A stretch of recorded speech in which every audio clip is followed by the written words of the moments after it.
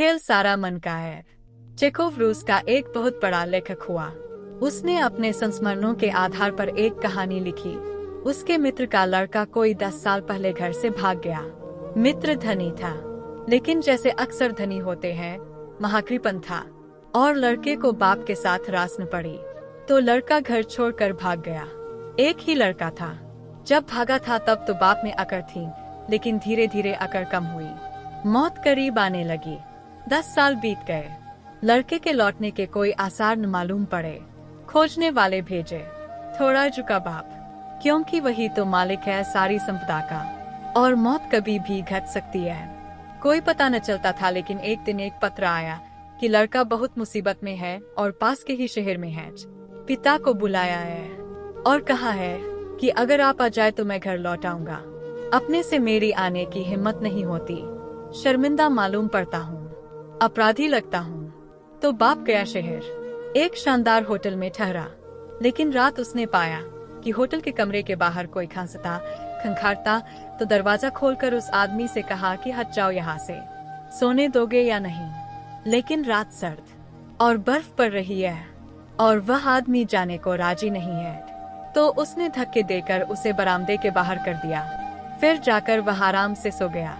सुबह होटल के बाहर मैदान में भीड़ लगी पाई। कोई मर गया है, तो वह भी गया देखने। कपड़े तो वही मालूम पड़ते हैं जिस आदमी को रात उसने बरामदे के निकाल दिया था। भीड़ में पास जाकर देखा तो चेहरा पहचाना हुआ मालूम पड़ा, यह तो उसका लड़का है। अपने ही लड़के को रात उसने बाहर निकाल लिया। मन को पता न हो कि वह अपना है तो अपना नहीं है, मन को पता हो कि अपना है तो अपना है। सारा खेल मन का है। क्षण भर पहले कोई मतलब न था। यह आदमी मरा पड़ा था। भीड़ लग गई थी, लेकिन क्षण भर बाद अब बाप छाती पीट कर रो रहा है कि मेरा लड़का मर गया है और अब यह पीड़ा जीवन भर रहेगी, क्योंकि मैंने ही मारा। खेल सारा मन का है। और अभी सिद्ध हो जाए, कोई दूसरा आदमी आ जाए और कहे कि यह लड़का मेरा है, तुम्हारा नहीं, तुम भूल में पड़ गए, आंसू सूख जाएंगे, प्रफुल्लता वापस लौट आएगी।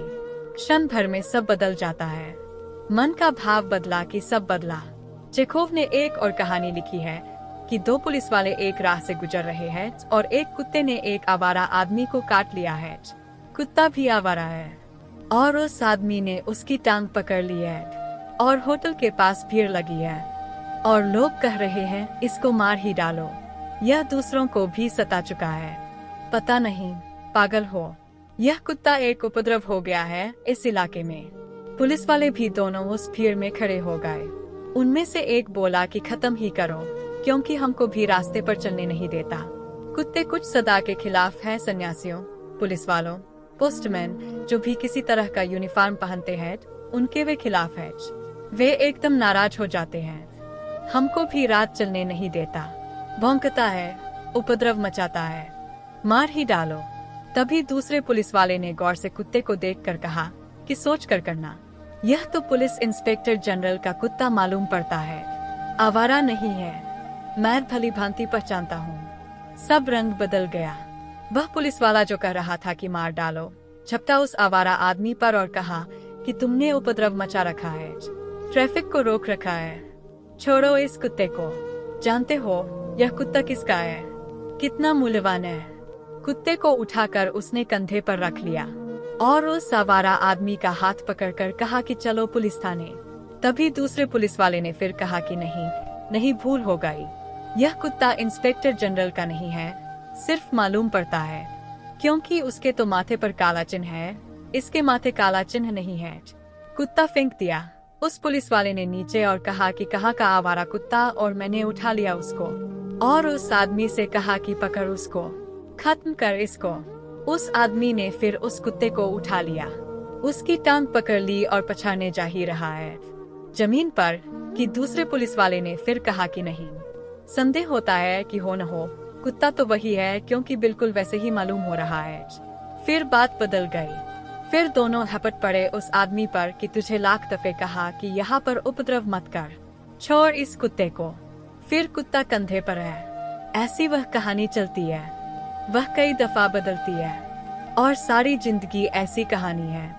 मेरा तो सब बदल जाता है, तेरा सब बदल जाता है। और जगत वही का वही है। न आकाश तुम्हारा है, न तारे तुम्हारे हैं, न नदी पहाड़ तुम्हारे हैं, न व्यक्ति तुम्हारे हैं। भला तुमसे पैदा हुए हों तो भी तुम्हारे नहीं हैं। न कोई अपना है, न कोई पराया है। अगर सब है तो परमात्मा के है। अगर सब में कोई है तो परमात्मा है। मेरा और तेरे का सारा मन का है, और मन संसार बनाता है। अहंकार छोड़िए और सीखना शुरू कीजिए। धरती पर जन्म लेने के साथ ही सीखने की प्रक्रिया प्रारंभ हो जाती है। जो हम बड़े होते जाते हैं, सीखने की प्रक्रिया भी विस्तार लेती जाती है। जल्द ही हम उठना, बैठना, बोलना, चलना सीख लेते हैं। इस बड़े होने की प्रक्रिया के साथ ही कभी कभी हमारा अहंकार हमसे अधिक बड़ा हो जाता है और तब हम सीखना छोड़कर गलतियां करने लगते हैं। यह अहंकार हमारे विकास मार्ग को अवरुद्ध कर देता है। इस बात की चर्चा करते हुए मुझे एक वाकया याद आ रहा है जिसकी चर्चा यहाँ करना अच्छा होगा।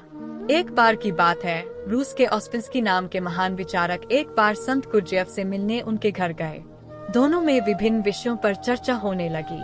ऑस्पेंस्की ने संत गुरजेफ से कहा, यूँ तो मैंने गहन अध्ययन और अनुभव के द्वारा काफी ज्ञान अर्जित किया है, किंतु मैं कुछ और भी जानना चाहता हूँ। आप मेरी कुछ मदद कर सकते हैं? गुरजेफ को मालूम था कि ऑस्पेंस्की अपने विषय के प्रकांड विद्वान है, जिसका उन्हें थोड़ा घमंड भी है। सीधी बात करने से कोई काम नहीं बनेगा। इसलिए उन्होंने कुछ देर सोचने के बाद एक कोरा कागज उठाया और उसे ऑस्पेंस्की की ओर बढ़ाते हुए बोले, यह अच्छी बात है कि तुम कुछ सीखना चाहते हो, लेकिन मैं कैसे समझूं कि तुमने अब तक क्या क्या सीख लिया है और क्या क्या नहीं सीखा है? तुम ऐसा करो कि जो कुछ भी जानते हो और जो नहीं जानते हो, उन दोनों के बारे में इस कागज पर लिख दो। जो तुम पहले से ही जानते हो उसके बारे में तो चर्चा करना व्यर्थ है, और जो तुम नहीं जानते उस पर ही चर्चा करना ठीक रहेगा। बात एकदम सरल थी, लेकिन ऑस्पेंस्की के लिए कुछ मुश्किल। उनका ज्ञानी होने का अभिमान धूल धूसरित हो गया। ऑस्पेंस्की आत्मा और परमात्मा जैसे विषय के बारे में तो बहुत जानते थे, लेकिन तत्व स्वरूप और भेद भेद के बारे में उन्होंने सोचा तक नहीं था। गुरजेफ की बात सुनकर वे सोच में पड़ गए।